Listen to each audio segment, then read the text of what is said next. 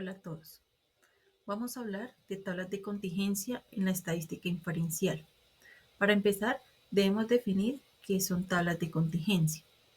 Es una tabla de doble entrada en cuyas casillas figuran probabilidades y cada casilla figurará el número de casos o individuos de los factores o características analizadas.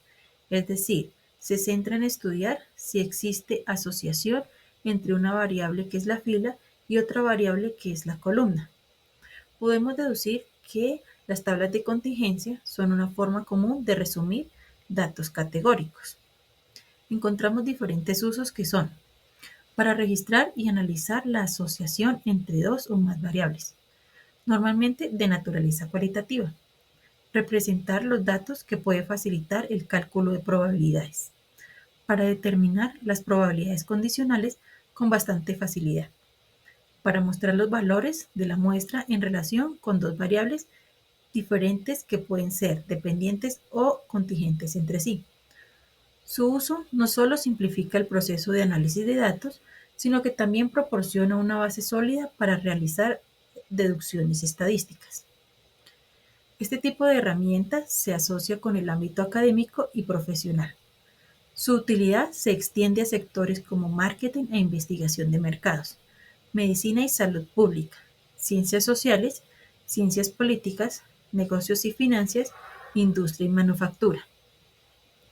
Para la creación de una tabla de contingencia debemos de tener unos puntos clave.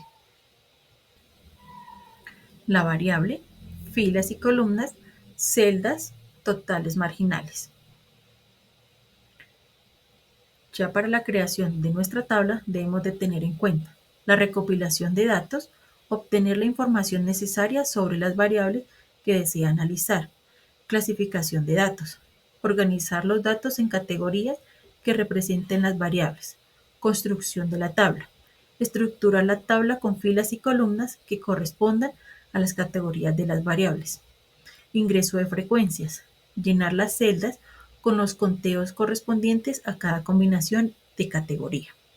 Y por último, cálculo de totales, sumar las columnas y filas para obtener los totales marginales y el total general. Aquí tenemos un ejemplo más específico para entender toda la teoría. Una empresa de charter realiza un análisis de los viajes realizados en la semana en función del origen, capital o municipio, y del tipo de viaje, corto, mediano o largo. Se toma una muestra de 300 viajes y se observa que 120 viajes fueron cortos, 30 viajes fueron medianos desde el municipio, 30 fueron largos desde capital, 90 viajes fueron largos y 135 fueron desde capital.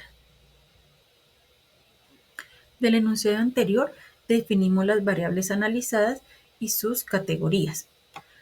Variable 1, que es la columna, el origen del viaje, capital o municipio, y la variable 2, que es la fila, tenemos la longitud del viaje, que es corto, mediano o largo. En función que tenemos definida la cantidad de categorías, podemos ya ubicar los datos del enunciado. Tenemos la muestra que son 300 viajes, 100 viajes que fueron cortos, 30 viajes que fueron medio desde el municipio, 30 viajes fueron largos desde capital, 90 viajes fueron largos y 135 fueron desde capital. Con el parcial de los datos realizamos los cálculos faltantes para obtener los demás datos, que básicamente son sumas y restas, y tenemos nuestra tabla completa. Ya teniendo nuestra tabla diligenciada, podemos realizar varias deducciones o preguntas de probabilidad. Aquí tenemos dos ejemplos que nos muestran qué podemos analizar de nuestra tabla. Tenemos cuál es la probabilidad que sea corto o municipio.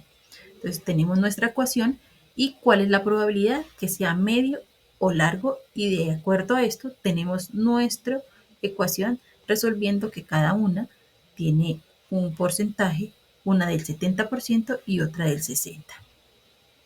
Y eso ha sido todo lo que hemos hablado en este video.